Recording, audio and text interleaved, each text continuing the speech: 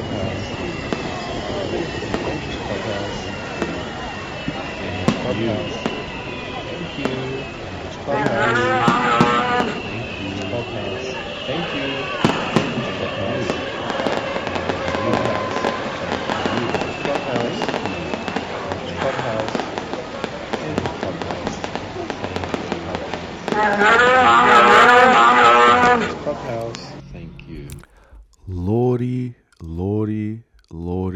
Lou, my father, Majid, Saeed, Taouk, is a bit of a poo. Hey. What am I supposed to do with a father like the one that I have?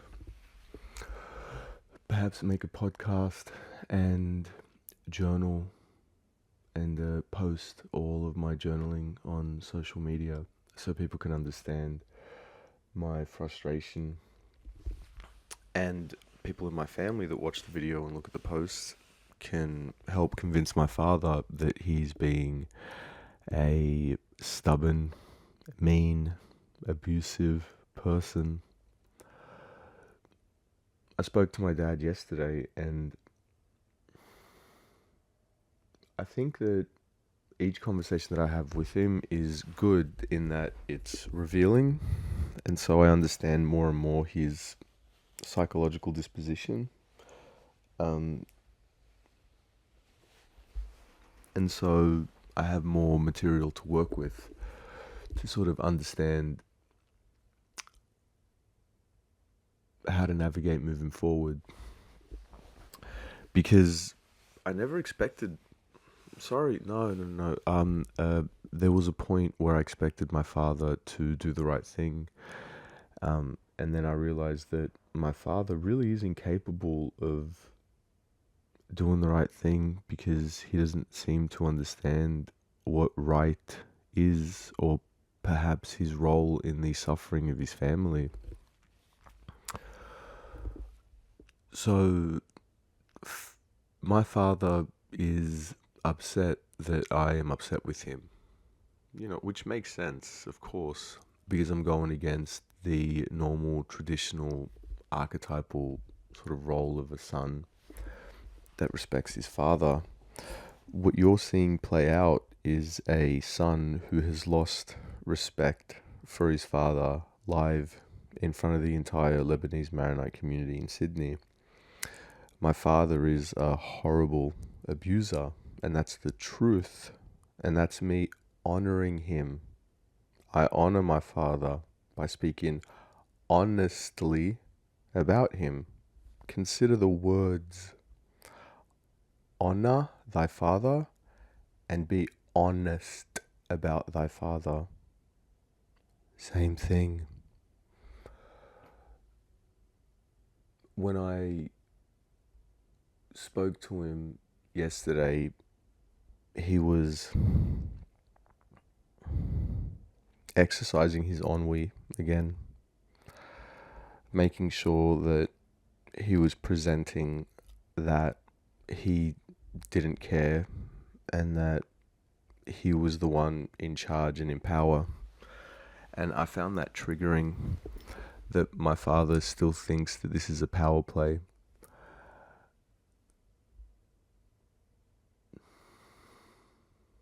But to his credit, what I am doing is me trying to dominate my father, using methods that I'm more familiar with than him.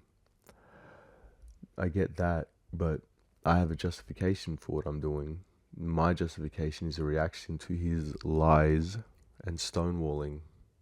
He's reacting because I'm exposing his lies, and I'm making my thoughts about his stonewall. Or no, rather, stonewalling was probably the most triggering thing that he could have done. And I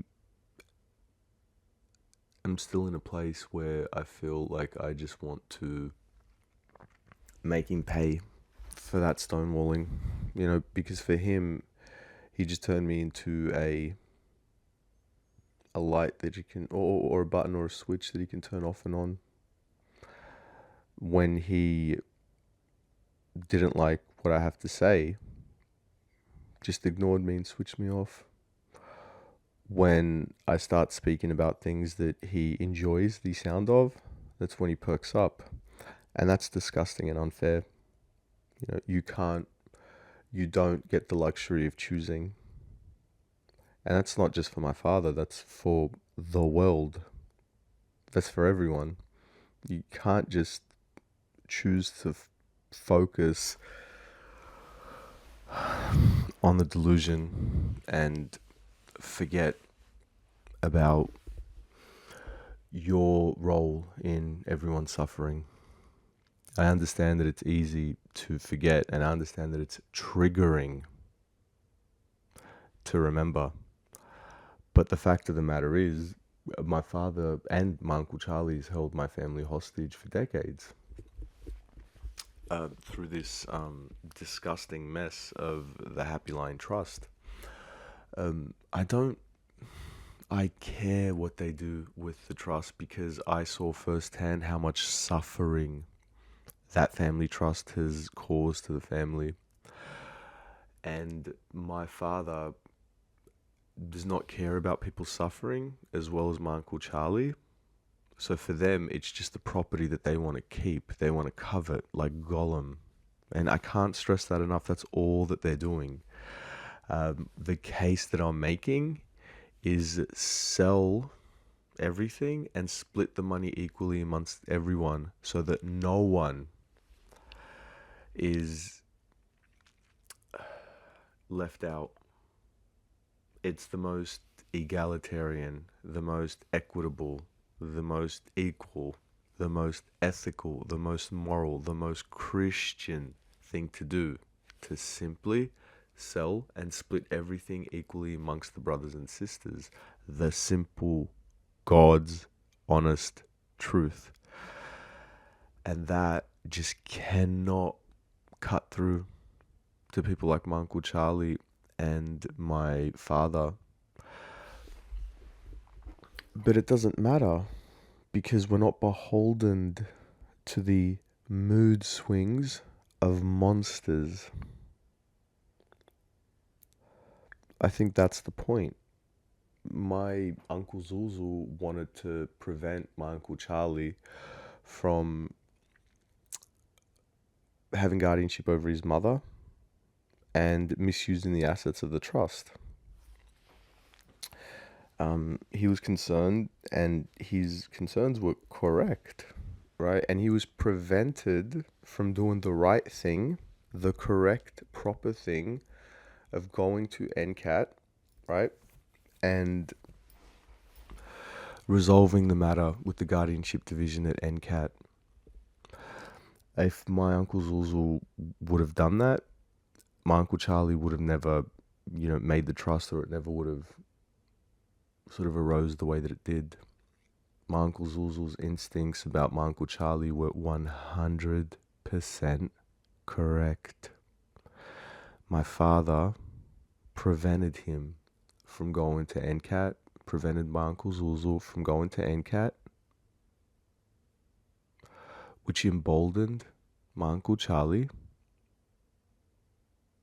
which led him to create a trust and put all of his father's assets into basically his name as director of the family trust.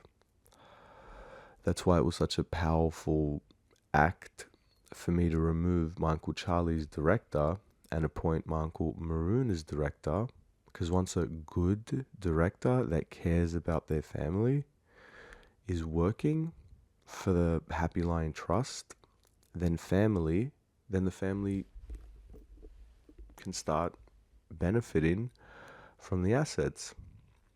And shortly after my Uncle Maroon was director,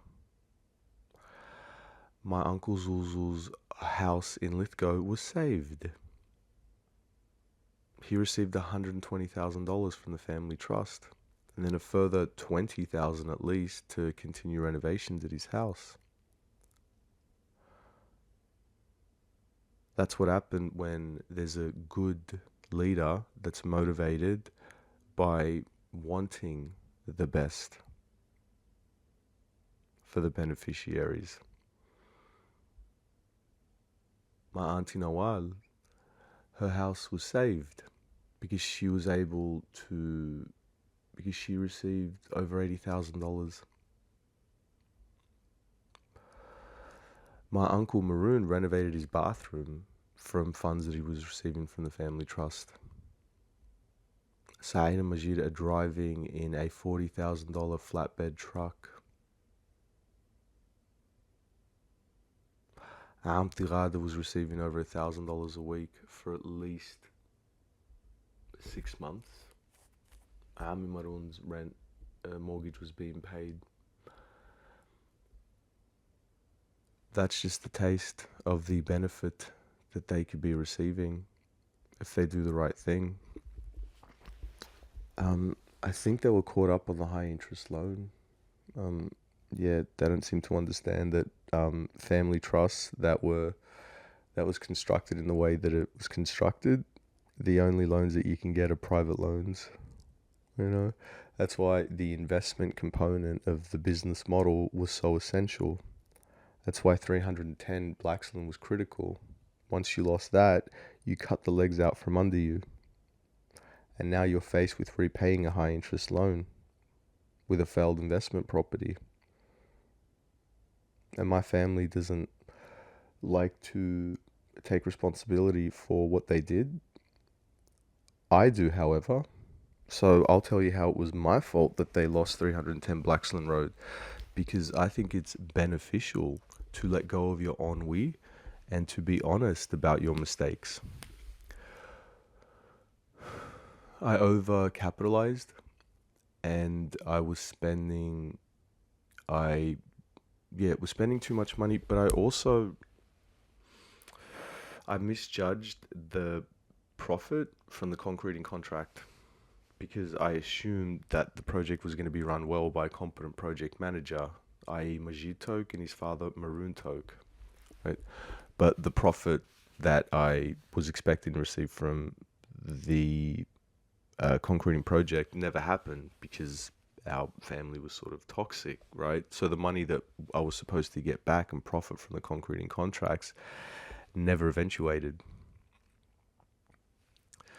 So we didn't have enough money for the 310 Blaxland Road in the cash flow account. So we needed to refinance. And I think my communication at the time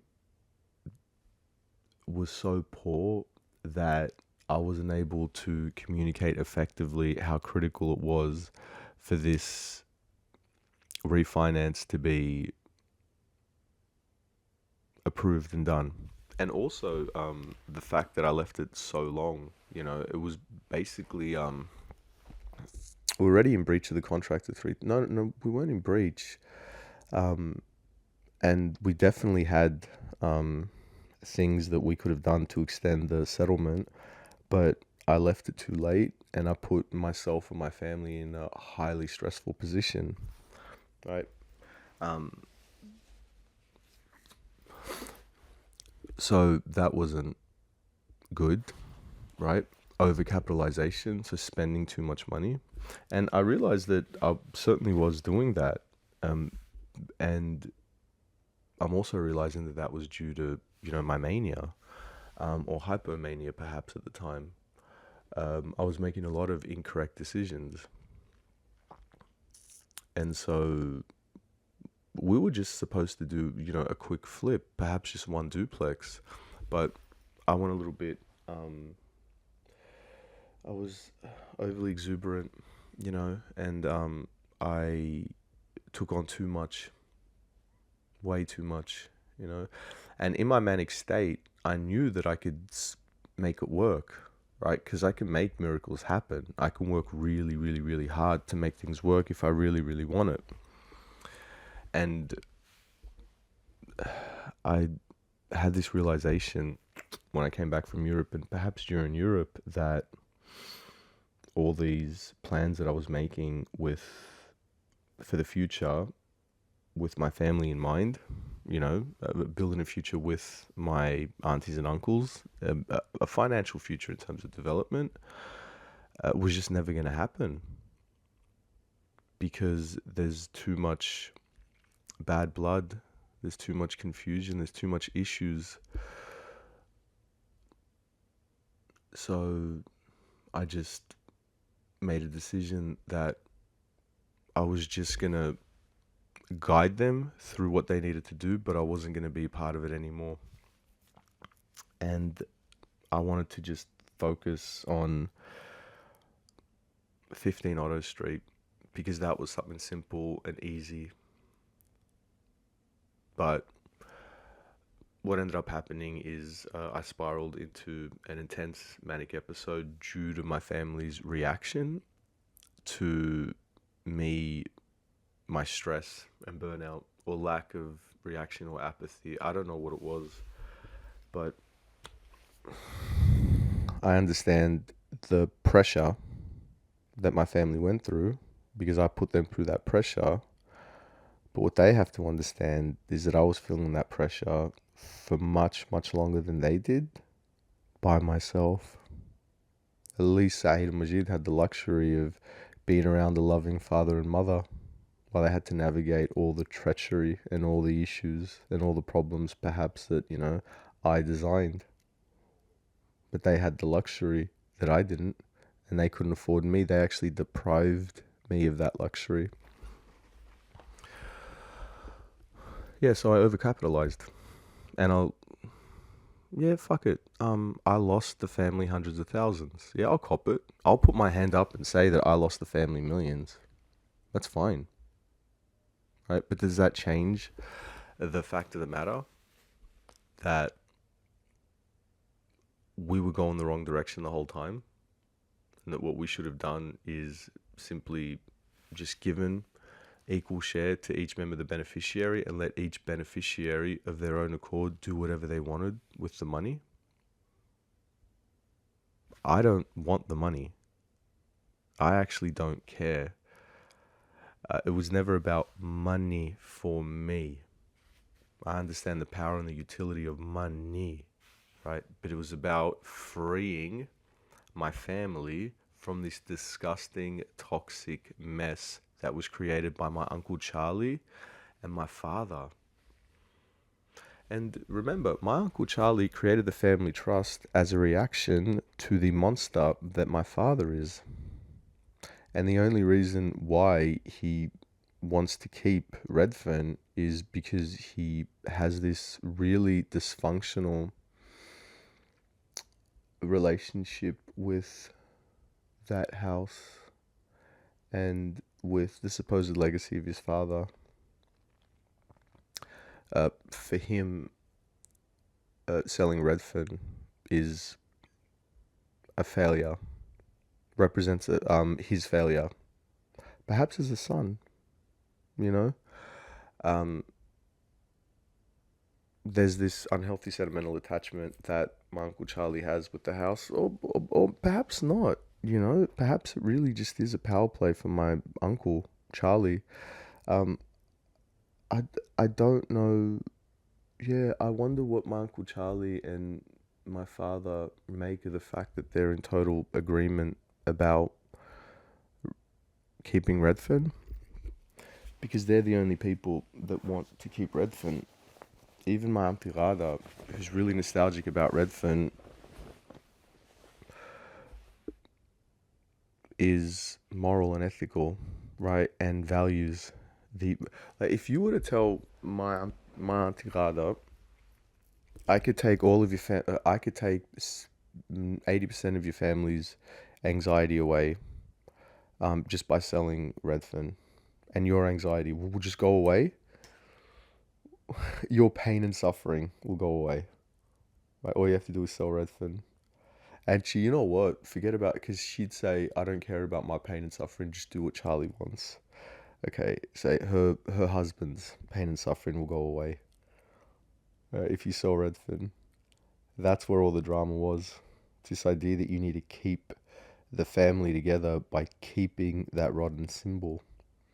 You keep the family together by letting them discover how amazing it feels for them to have a share in their father's legacy. They don't feel like that at the moment. They feel abandoned by my dad and my Uncle Charlie. They're confused and they're upset.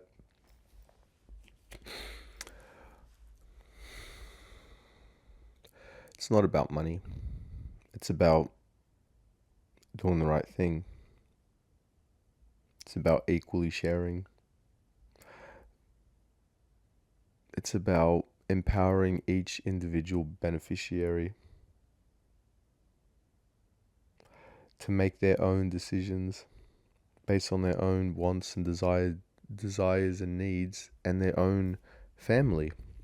So what Auntie Nawal wants to do with her share is a decision that she'll make with her and her sons and daughters and husband, right? Based on their wants, needs, desires, skills, whatever. And their wants, needs, desires are different to my Uncle Maroon, who'd probably want to do something different, right? I hope you can appreciate how pretty easy and casual it is to create a concept for cabins at Mudgee. If you look at the post about Kukamajira, rural tourism is something that every rural council is desperate to promote. So it won't be hard for them to get approval for the kind of cabins that Saeed wants, right? And they're all in debt, for God's sakes, because of what they signed. I told Saeed that you're going to have to sell Redfern. I was trying to make him comfortable with the idea from November last year, because that's when it was clear to me that that's just what needs to be done, because the family is just so toxic together. Oh, and they ought to understand that my father and my Uncle Charlie don't really care about the property in Redfern as much as they care about the power that they have over their brothers and sisters through their influence of that property. My father is a little bit like Dwight Schrute from The Office. What's that line from Jim? I've never seen anyone get drunk off so little power. My father is exerting like all this pressure or influence or whatever, because he thinks he owns Redfern, because he has a 1% share in Redfern. Therefore, he thinks that he has a right to